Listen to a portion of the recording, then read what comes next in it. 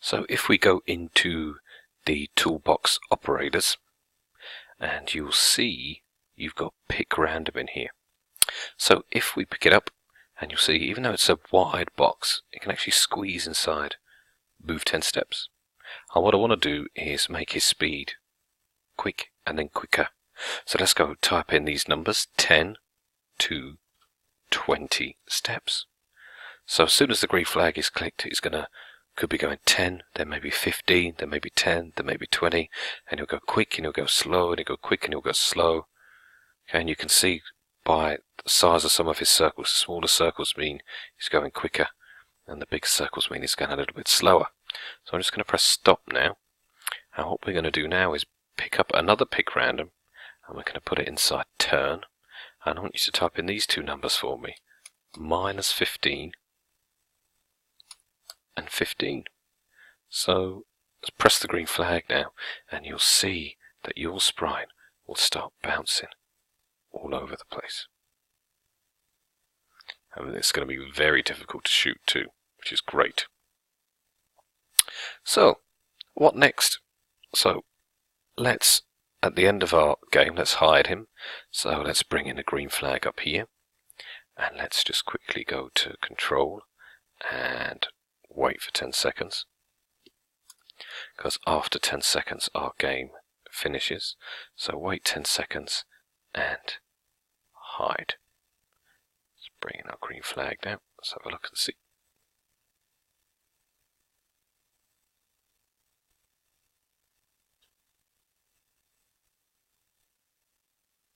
And he's gone. Brilliant. So to finish off then, we have a ghost that can bounce all over the screen. The problem is we can't zap the ghost. So what we do need is a button on our keyboard that means shoot.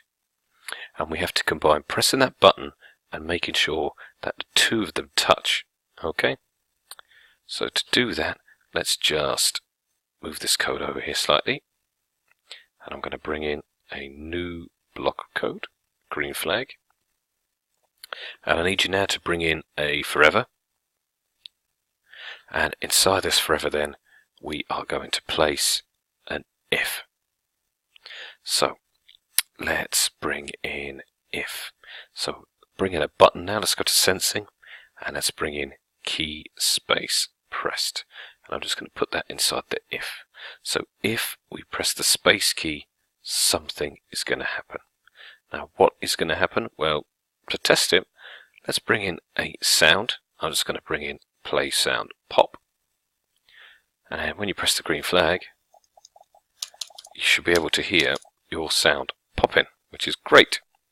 And if you don't have the sound pop in that menu, go to the sounds tab, and you can go to the speaker, go to electronic, and you've got some pretty cool sounds in here like lasers. So I might bring in laser 2 for instance and change the sound to laser 2. Okay, so that's our, so if I press,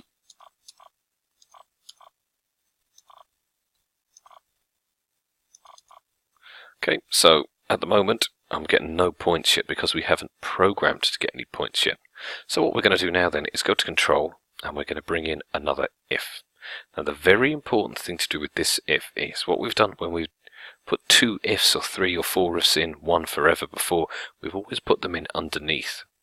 But what we're going to do now that's different than before is we're going to put this if inside the other one. So if we press the space key and if my ghost touches the scope. So I actually haven't named the scope yet, so I'm just going to quickly click on my scope, and I'm going to call it scope. There we go. I'll click back on my ghost now. So if my ghost touches the scope, what do you want to happen to your ghost? Well, the first thing I want my ghost to do is I want it to disappear. So it's going to hide. And when it's hidden, I want to get a point. Let's go to data, and we go change. Now it says timer, so make sure you change that to score. So hide, change score. And then what do you want it to do? Now remember, even though it's hidden, it's going to be moving all over the place still, so we can bring it back. Before we bring it back, let's have a little time delay. So we bring back, wait 1 second. And to bring it back then, what we need is one of these, a show. And that is inside. Looks. There we go. So let's test it out now.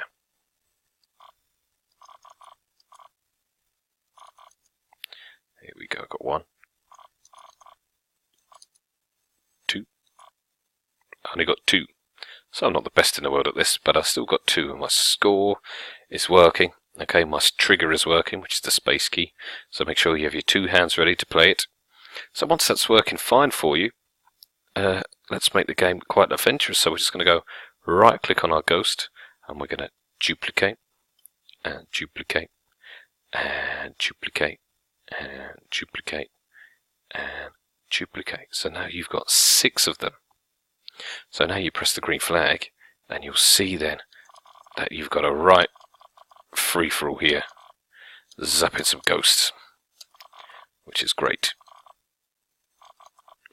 So I got 5, and I got a phantom ghost that survived. And sometimes you get that, but don't worry about it. So I got 5, and it's a great way of competing with friends too. So there is your ghost zapping game. So what could you possibly do then to extend the game? Well, perhaps you could bring in another sprite, maybe paint it a different colour. Maybe a golden sprite where you get extra points. Maybe you could bring in time extensions or different levels and stuff. So it's entirely up to you. You can get extremely creative on a project like this, which is fantastic. So once you programmed one of them sprites, one of them ghost sprites, the bad sprites, once it's working perfectly, duplicate them all, and then you can zap them with your scope. So if you just click on that stage, you just look at some of the complex code that you've done there compared to some of your earlier projects. So it's really coming along nicely. So, hope you enjoyed that project. Get creative, and before you finish, make sure you always save your work onto your computer. Okay, thanks for watching.